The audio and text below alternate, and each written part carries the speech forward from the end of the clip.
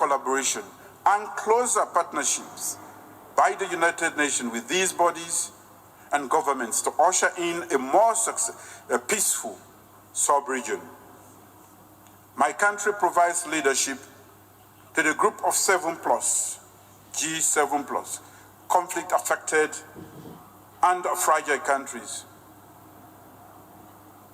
We reiterate the nexus between peace and development and reaffirm our joint call for global ceasefires and the pursuit of peace through national dialogue and reconciliation. Only then can our nations walk out of fragility into sustainable development. While the COVID-19 pandemic is universal, it has disproportionately affected countries such as ours in the G7+ group. The world's poorest nations face the grim challenge of global economic downturns, reduction in foreign aid, and increase in trade deficits. Therefore, the success of global recovery efforts will depend on the recovery of these. We depend on the recovery of these countries in fragile situations. We have undertaken voluntary national reviews and peer reviews as self-assessment tools to take stock of the progress we have made and challenges with which we must contend. We believe that with ongoing reforms, we can transition from fragility to a sustainable and resilient future. By investing in human capital development and building effective, accountable, and inclusive institutions, we believe that that future is attainable. Mr. President, a fairer and more equitable post-COVID-19 world order is possible when all nations and regions of the world can dialogue as equals. We must eradicate hierarchies of power and discuss our common concerns and shared aspirations as equals. Sierra Leone notes the remarkable progress made by United Nations and member states on decolonization. We therefore encourage member states to map out fresh approaches for the advancement of the decolonization agenda in line with the mandates contained in Resolution 1514. A post-COVID world order requires more partnership and more collaboration with input from all nations and all continents across the world. We cannot exclude the voices of 54 nations of the world and 1.2 billion of the world's population that live in Africa. We cannot justify those exclusions with power structures set 75 years ago. We must reaffirm our common values and address our shared aspirations as equals. We can start to redress these gross imbalances by reforming the Security Council to make it more broadly representative, efficient, and transparent, and thus to enhance the legitimacy of its decisions. Sierra Leone recognizes the demonstration of the commitment to instill new life in the discussion on the reform of the Security Council. As the coordinator of the African Union Committee of 10 on the reform of the Security Council, Sierra Leone is pleased to note progress made during the 75th session of the General Assembly in the acknowledgement of the wide recognition and broad support by member states for the legitimate aspiration of Africa to play its rightful role on the global stage. As asserted in the African Common Position articulated in the Eswini Consensus and SAT Declaration, redressing this historical injustice against Africa is an urgent priority. Africa demands no less than 2 permanent seats with all the rights and prerogatives of permanent members, including the right of veto, if retained, and 2 additional seats in the non-permanent category of the Security Council. On behalf of the African Union member states, I urge all members to demonstrate their renewed commitment towards reforming the Security Council and making it more representative, inclusive, democratic, transparent, and accountable. Mr. President, Excellencies, ladies and gentlemen, let me conclude by reiterating that Sierra Leone will work with partners to enhance the multilateral rules-based order, collaborate on our shared post-COVID global agenda, and build back better and more sustainably so. Thank you all for your attention. Au nom de l'Assemblée générale, je tiens On behalf of the General Assembly, I wish to thank the President of the Republic of Sierra Leone for the statement just made and a request protocol to escort His Excellency.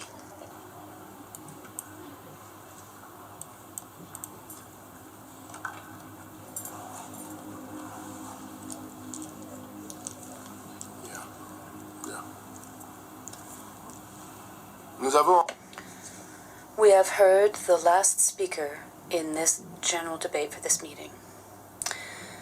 The 7th plenary meeting will continue at 3 p.m.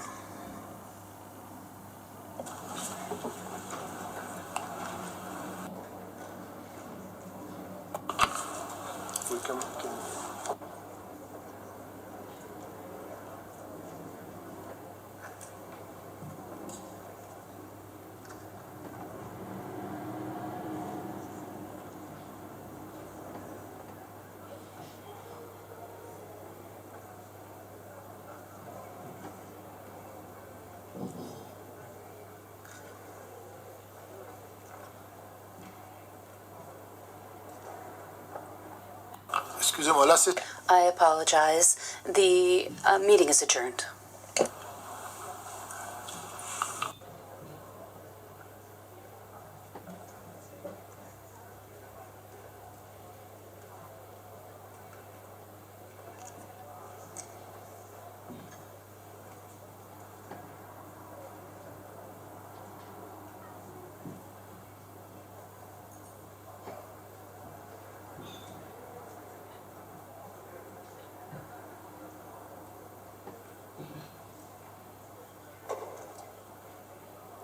Perfect. Yes, I hear you. Marvellous. Do you want to quickly try into English?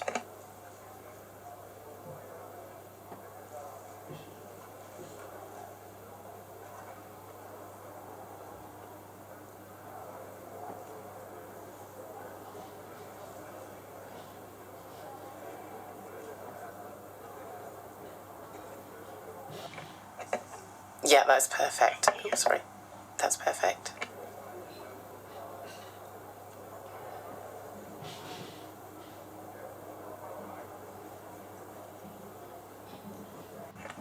Yep.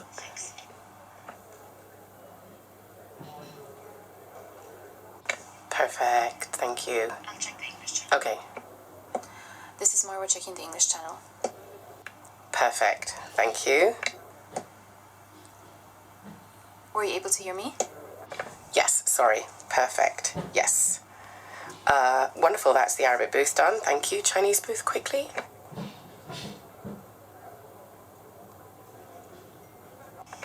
Hello. Wonderful. Okay. Shall I switch to English? Yes, please. 1, 2, 3, 4, 5.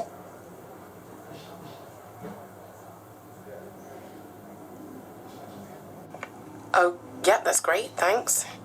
English channel 1, 2, 3, 4, 5. Perfect. Thanks, Jumbo. And I'm working on that issue, by the way. Okay. Yep. Now speaking the English channel. Okay. Yeah, that's perfect. Thank you so much. Absolutely wonderful.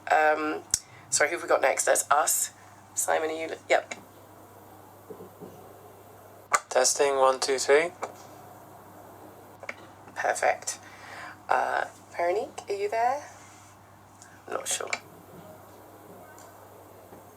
Veronique or Maxence? Perfect. Can you just knock on the window?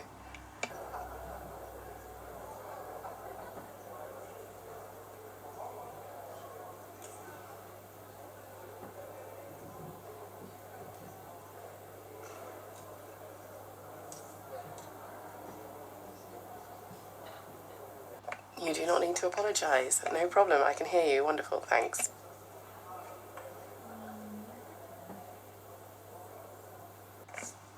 Дорогие друзья,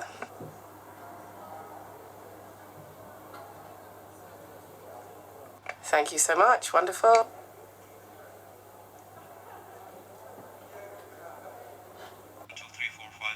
Wonderful. That's perfect, Anton. Thank you so much. Loud and clear. That's fantastic.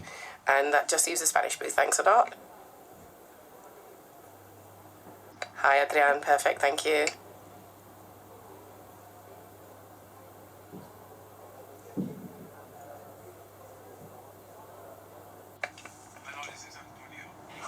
I can. Thank you so much, everybody. That's it. Thank you.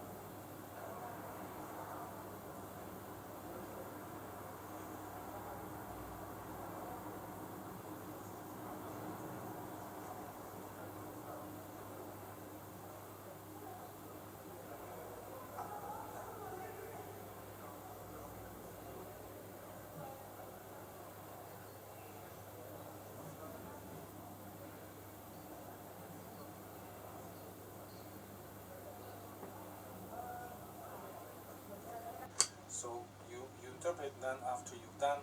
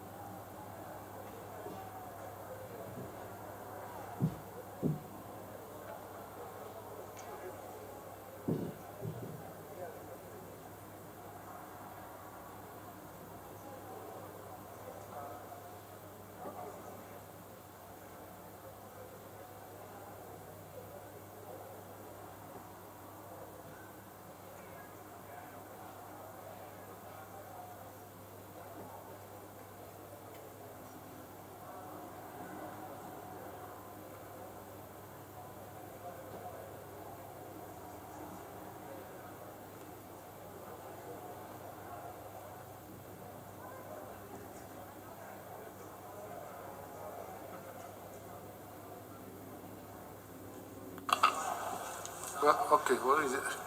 Oh, I'm sorry.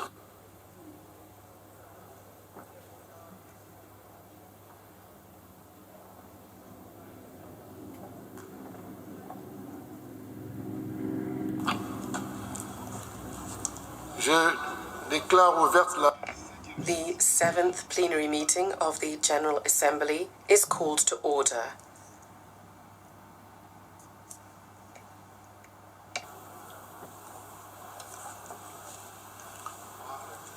Pardon, please. Is this? No, this. Yeah. Yeah, okay. Je donne maintenant la parole. I have the honor to welcome I give the floor to the head of delegation of President of the Bolivarian Republic. De presentar la intervención. Thank you, President. It is my honor to introduce the statement by the President of Venezuela, Mr. Maduro Moros, before the United Nations General Assembly. Thank you very much. Quiero saludar. As we begin this new session of the General Assembly, I wish to greet all member states of the United Nations. I wish to greet the peoples and governments of the 194 countries duly present at this General Assembly. In particular, I wish to greet Mr. Abdullah Shahid, who has assumed the presidency of this General Assembly. I wish him the best of success. The United Nations General Assembly convenes us all every September.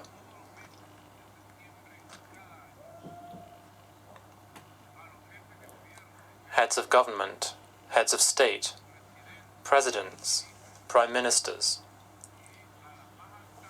and the highest authorities, to allow us to discuss our views and debate the ideas of a world that must continue to progress towards building a multipolar, pluricentric world without imperialist hegemony.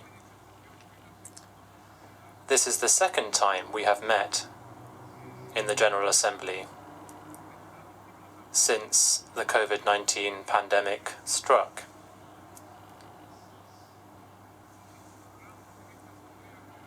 We are addressing the General Assembly virtually from our respective countries and from official government offices.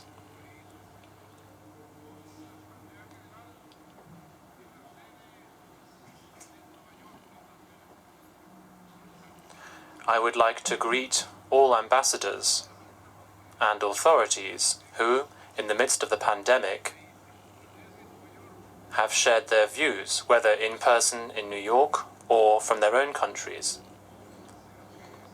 their positions about how we can build a new world of peace for humanity this century, a new world based on cooperation and dialogue, respecting the ideological, cultural, political, and religious diversity of people throughout the world.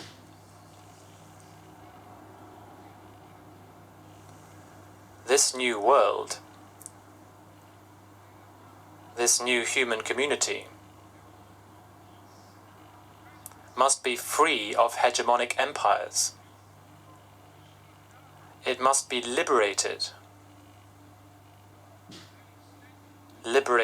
from any hegemons or any empire's attempts at economic, financial, military, or political domination, liberated from those who over centuries plundered, dominated, exploited, and oppressed people throughout the world with their old rapacious colonialism.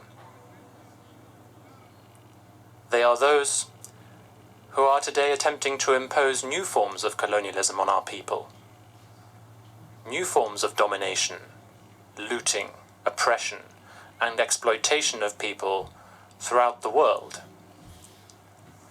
That is why, in this General Assembly, overshadowed by the pandemic, from the very heart of our beloved fatherland, Venezuela is calling for a new world free from colonialism, a new world without imperialism, a new world without any dominant hegemon, a new world of cooperation,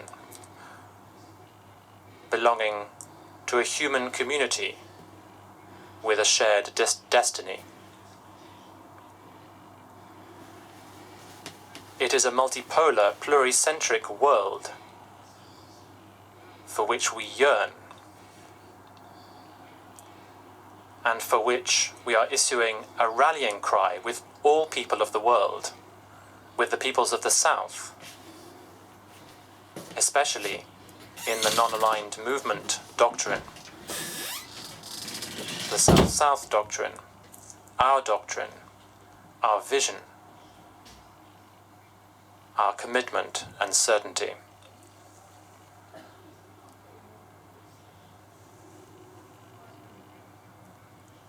Many countries have strongly supported Venezuela as it has grappled with the circumstances of the past few years.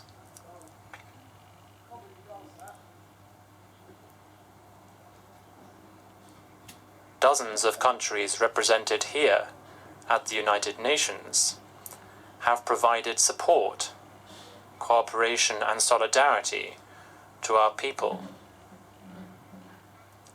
They have listened to the truth from the voices of Venezuelans themselves. On many previous occasions at this General Assembly, and in other parts of the United Nations system, Venezuela has frequently spoken out against the ferocious onslaught, the merciless campaign waged against our country by the elites that have governed the United States, with the complicity of the elites at the helm of organizations in Europe and elsewhere. They have sought to manipulate international organizations and international law in an attempt to justify their merciless campaign and criminal aggressions against the noble, peaceful and democratic people of Venezuela.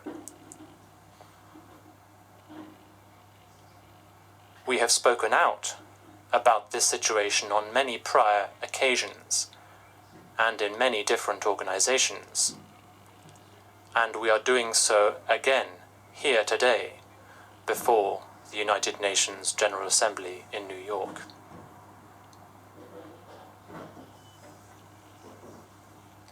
At this session of the General Assembly in September 2021, Venezuela again denounces a savage campaign, a permanent systematic aggression waged through economic, financial, cruel oil sanctions,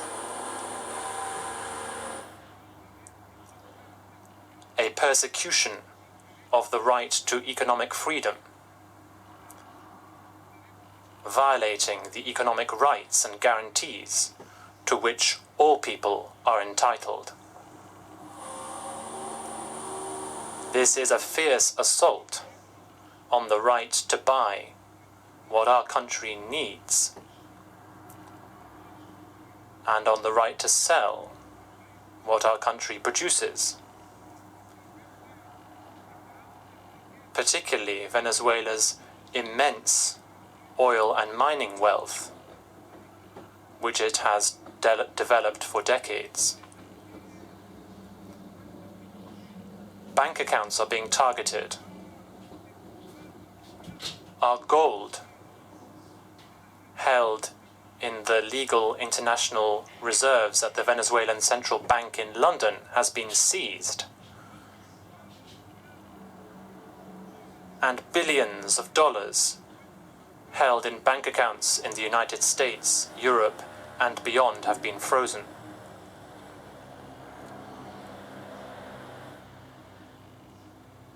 Venezuelan oil and mining companies are prevented from selling their products and opening bank accounts to pay and receive money and to trade freely, as is provided for under international law. This is financial, monetary, economic persecution, which is systematic, cruel, and criminal, and Venezuela is raising its voice here to denounce it before the people of the world.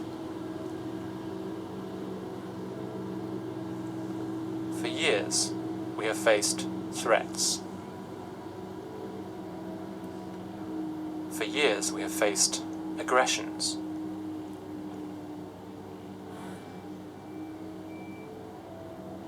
Nevertheless, I can say to you today, from the heart of Caracas, where the liberators of America were born, that the Venezuelan people, with their great capacity for resilience and resistance, the Venezuelan people have risen.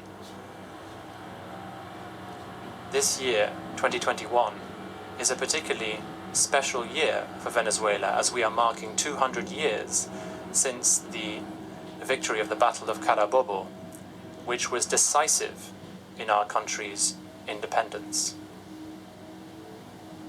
This year, we have progressed from a cruel, painful time of resistance to one of recovery and prolonged growth in the domains of science, innovation, and technology, with the spiritual resilience of a hard-working people who refuse to give in. A free, rebellious people who have flourished in spite of the challenges of the past few years. We have taken the path of recovery and holistic growth for our nation. We have chosen to unleash our productive strengths. Despite the hellish blockade, despite the criminal persecution and cruel torture of our nation's economic and social life, we can thus say to the people of the world, with bravery, with decisiveness, with intelligence and wisdom, yes, we can. We can stand up to these imperialist aggressions and prosper. That is why we once again call for, indeed demand, that all the criminal sanctions imposed on the Venezuelan economy and society by the United States and the European Union be lifted. Our demand is morally just, and we are making it on behalf of 30 million Venezuelan men and women. We are grateful for the support of many UN member states in helping us advance towards achieving this key goal of our country and our region. I would like to take this opportunity to underscore our support for and solidarity with the Republic of Cuba, the people of Cuba, whose demand that all elements of the economic and trade embargo be lifted have been supported by a majority vote at the UN on 27 occasions. Venezuela also speaks out in favor of justice and humanity for Cuba, a republic and a heroic people.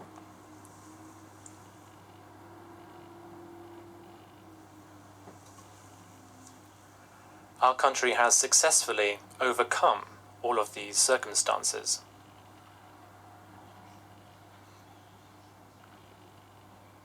That is why we would like to convey to you all the United Nations Secretariat, the presidency of this annual General Assembly, and all ambassadors and representatives of governments. We would like to convey to you all the official results of the report of the UN Special Rapporteur on Sanctions, who visited Venezuela earlier this year for a period of 7 days. She drafted a very objective and reasonable report on the subject of these criminal sanctions, and recommended that they be immediately lifted,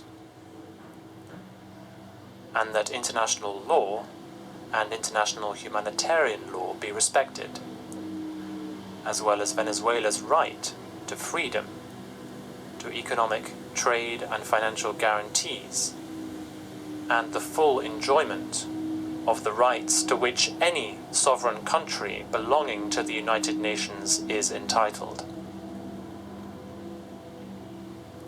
This year, 2021, has also seen Venezuela making remarkable progress in two crucial domains: in the inclusive dialogue for peace in our country, and in the holding of the 29th elections in the last 20 years. Elections that are to be held on the 21st of November this year, to elect all regional, municipal and local authorities through the popular vote, as our country's Bolivarian constitution provides for.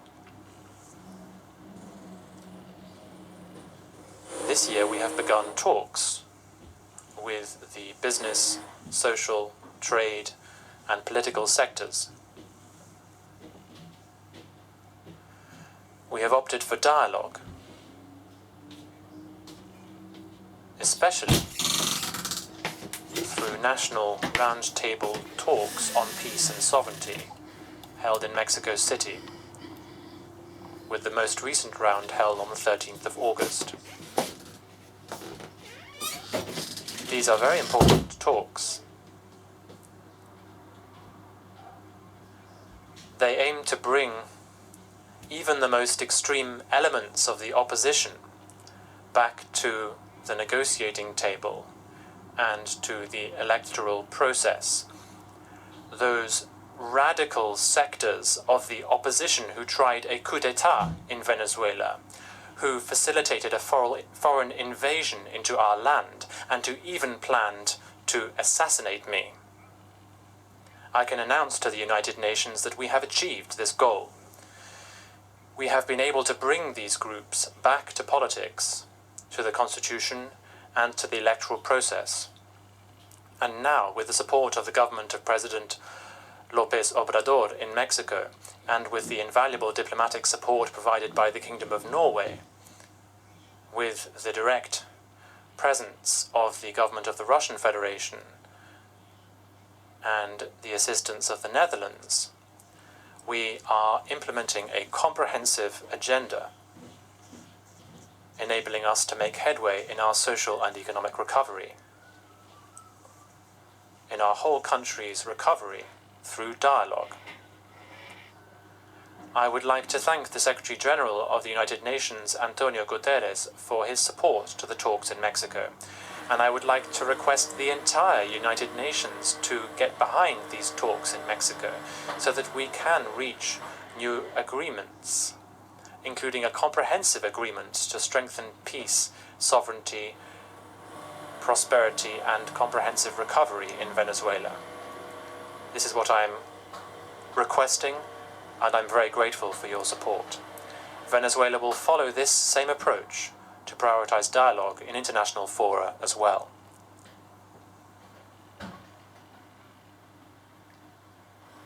When it comes to the issue of climate change, as we have said frequently in the relevant bodies, we urgently require a practical and verifiable way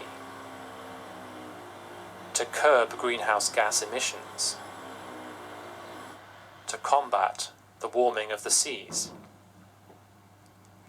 and to address all natural disasters resulting from climate change. We need verifiable and effective measures to prevent the environmental balance of the Earth from being knocked out of kilter.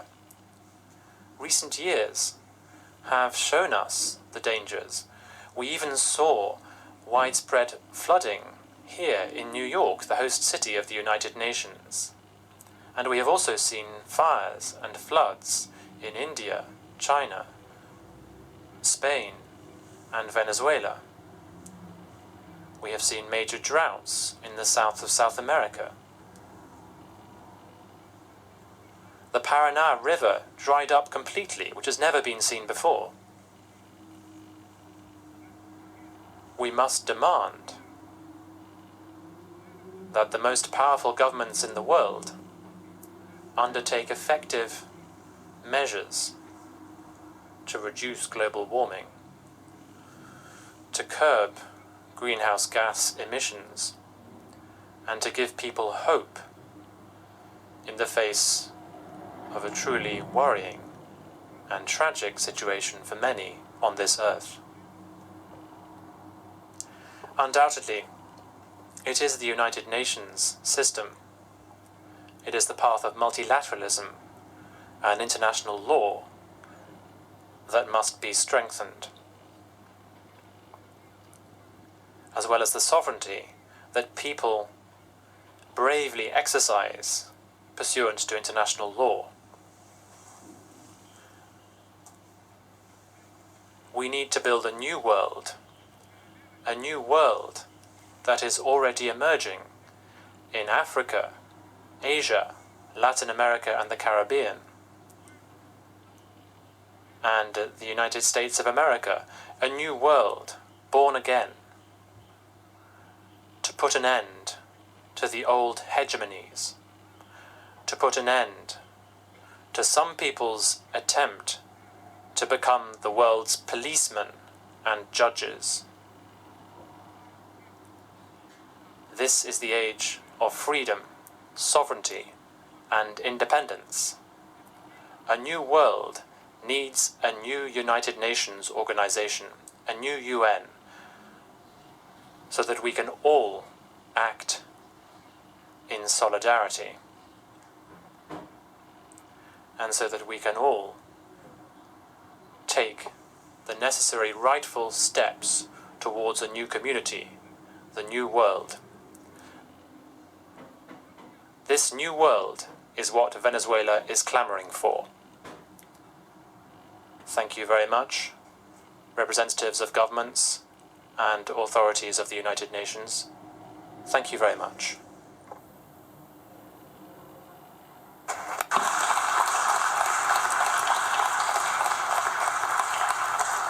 Au nom de l'Assemblée, On behalf of the General Assembly, I would like to thank the President of the Bolivarian Republic of Venezuela for the statement just delivered.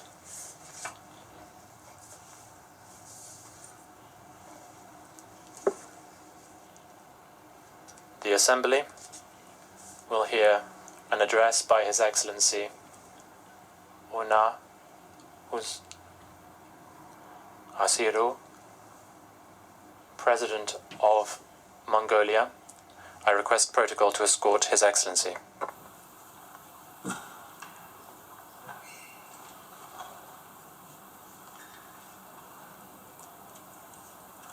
au nom de l'Assemblée générale, On behalf of the General Assembly, I have the honor to welcome to the United Nations His Excellency